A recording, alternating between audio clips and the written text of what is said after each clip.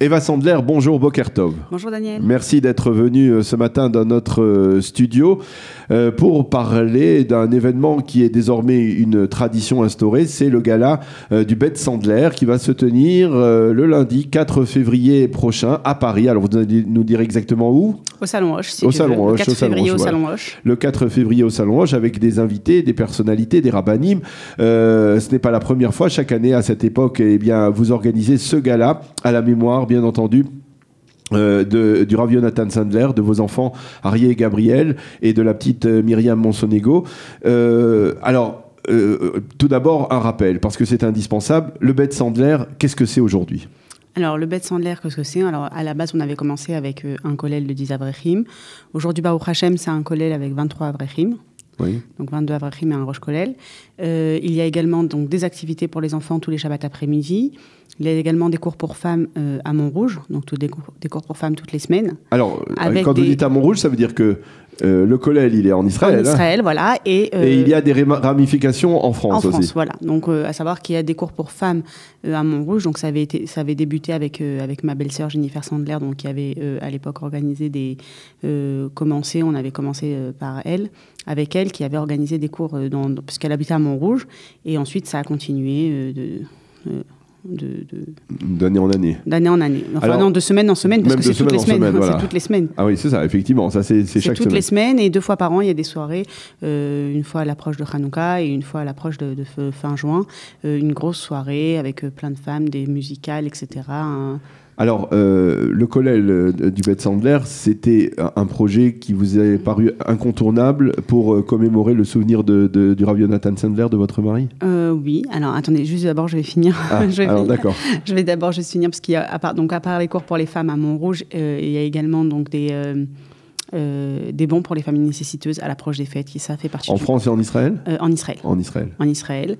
Ça fait partie d'une bonne partie du budget, parce que c'est important d'aider les familles qui sont dans le besoin et de leur permettre, donc c'est à l'approche des fêtes, de leur permettre de passer des fêtes honorables et dignement, et que ça leur apporte beaucoup de joie également et de sérénité. Et enfin, alors attendez, j'ai dit le kollel. Non, j'ai dit le kollel, j'ai dit les activités pour les enfants, les cours pour les femmes, les bons pour les familles nécessiteuses. Voilà. Ce sont les quatre pôles d'activité du Beit Sandler. Alors je repose ma question. Donc, est-ce que c'était incontournable ? Oui, pour moi, il fallait absolument que ce soit oublié dans la mémoire de personne. Alors c'est vrai que tout le monde me dit, je me souviens exactement la chose précise que j'étais en train de faire ce lundi matin du 19 mars. Mais au-delà de ça, parce que je veux vraiment que ce soit inscrit dans la mémoire de tous. Et d'ailleurs, c'est pour ça également qu'il y a, pour rappeler la mémoire des enfants, mais c'est également pour ça qu'il y a des enfants, il y a des activités autour des enfants, pour que même ces enfants-là grandissent avec le souvenir de Rav Yonatan, Arié, Gabriel et Myriam. Parce que voilà, pour moi, c'était important d'ancrer dans la mémoire de chacun. C'est quelque chose que lui-même aurait souhaité. C'était un Rav qui avait fait une démarche non seulement d'étudier la Torah pendant plusieurs années, mais également de retourner en France, à Toulouse, dans le cas précis, à l'école de Torah de l'époque, pour enseigner cette Torah. Exactement. Il aimait beaucoup, beaucoup étudier. Et d'ailleurs, voilà, donc on était reparti à Toulouse pour enseigner, puisque en fait, il avait cette envie d'apprendre et ensuite de retransmettre ce qu'il avait appris, parce que pour lui, ça faisait vraiment partie de son chemin de retransmettre ce qu'on a appris.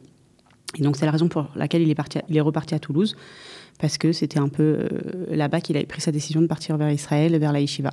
D'ailleurs, pour ceux qui veulent comprendre la personnalité du Rav Yonatan Sandler, je les invite à consulter le livre de Divrei Torah qui a été publié à la suite par Contras après l'attentat, plus de lumière, qui sont des Divrei Torah qui ont été compilés par Contras et écrits par le Rav Yonatan Sandler pendant plusieurs années, qui ont été compilés et rassemblés, et en fait à travers les Divrei Torah et l'enseignement qu'il livre dans ces Divrei Torah, on comprend la personnalité, la richesse de sa personnalité, de ce qu'il était, de l'importance que représentait pour lui le Limud Torah et l'enseignement. Bien sûr, voilà, exactement. Le Limud Torah, l'enseignement, il savait vraiment être, on va dire, associé vraiment toucher à tous les publics et mélanger aussi bien, faire ressortir le côté Torah, même dans l'actualité, dans la philosophie, dans chaque chose.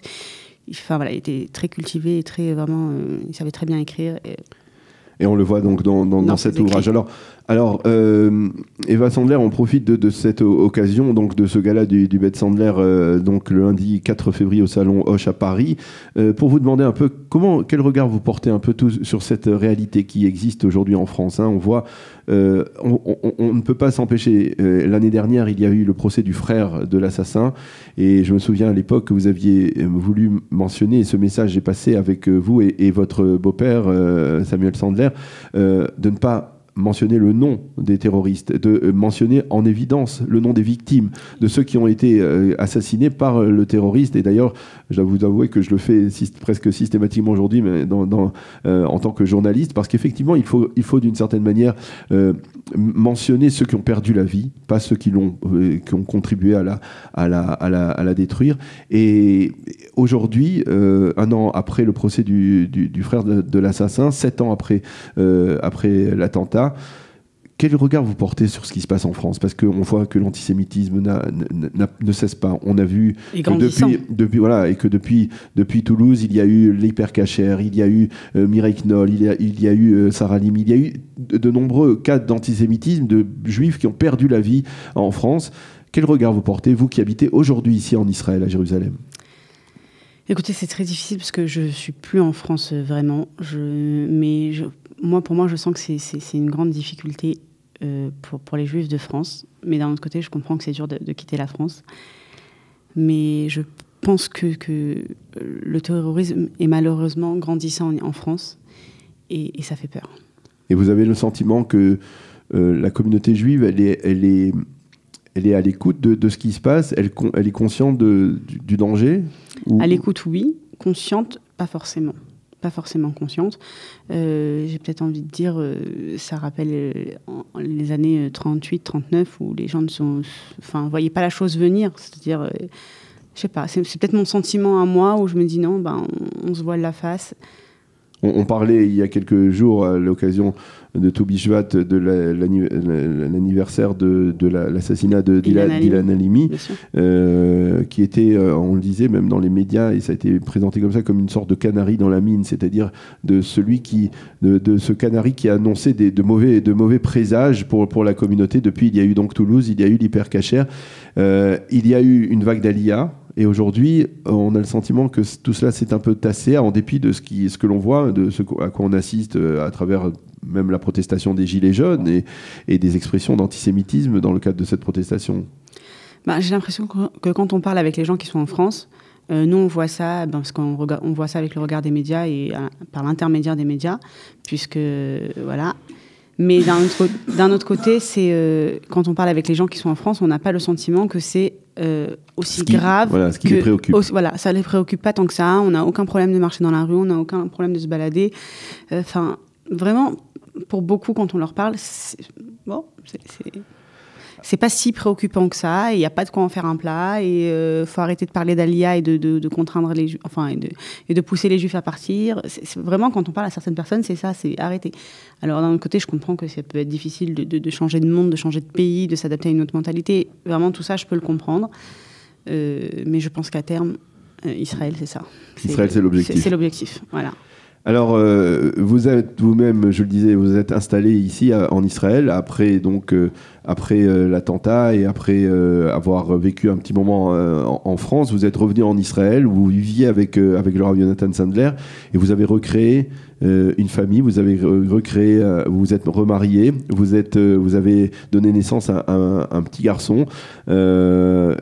Pour vous, c'est important, c'est un message d'espoir, c'est-à-dire qu'au-delà de ce que les ennemis d'Israël veulent nous faire, eh bien, malgré tout, la vie, elle est dominante, elle reste vainqueur dans ce genre de confrontation. C'est un peu on va dire le tempérament du juif, c'est de se relever, de se reconstruire. D'ailleurs, on le dit dans la Haggadah, Ve'ishi Hamda, donc dans chaque génération, il y a toujours eu quelqu'un qui a voulu nous exterminer. Et d'un côté, Hachem nous sauve, et ensuite, nous, peuple juif, on refleurit et on continue. Et pour moi, c'est donc un message d'espoir. Et c'est également un message, puisque mon fils, qui est né il y a 1 an et demi, Baruch Hashem, s'appelle donc au nom de Rav Yonatan, parce qu'il s'appelait Jonathan Raphaël. Et mon fils s'appelle Avishai Raphaël, justement au nom de Jonathan. Donc, il y a, oui, un message d'espoir à travers cette continuité. Eh bien, cet espoir, vous l'exprimez parfaitement, et à chaque fois que l'on vous parle, on ne peut qu'être admiratif face à la manière dont vous faites face à toutes ces épreuves, et d'où vous trouvez puiser les forces pour continuer à aller de l'avant et à vivre et à mener une vie ici sur la terre d'Israël. Merci beaucoup, Eva Sandler, d'être venue. Je rappelle que le gala du Beth Sandler se tiendra lundi 4 février en soirée au Salon Hoche, avec des invités de France et d'Israël, mais également donc, la participation, on espère, d'un plus grand nombre venus rendre hommage au Rav Jonathan Sandler, à Arié, à Gabriel et à Myriam Monsonego, assassinés le 19 mars 2012. Voilà, le 19 mars 2012 à Toulouse, à l'école Haute-Sarah Torah de Toulouse. Merci encore, Eva Sandler. Je veux juste préciser, donc déjà, je te remercie. Je remercie toute l'équipe de Qualita de me recevoir ici. Je remercie nos auditeurs. Et je voulais également préciser que c'est sur réservation, par contre. Ah, d'accord. Donc, voilà. Alors, il y a un numéro. Il y a un numéro de téléphone. Alors, on va donner. C'est le 06 19 84 83 39. Donc, je répète, 06 19 84 83 39. Et c'est sous réservation. Eh bien, merci beaucoup, Eva Sandler, d'être venue dans le studio ce matin. On vous souhaite de passer une bonne journée, bonne continuation et beaucoup de réussite pour ce gala. À bientôt. Amen. Merci beaucoup. Shalom. Merci.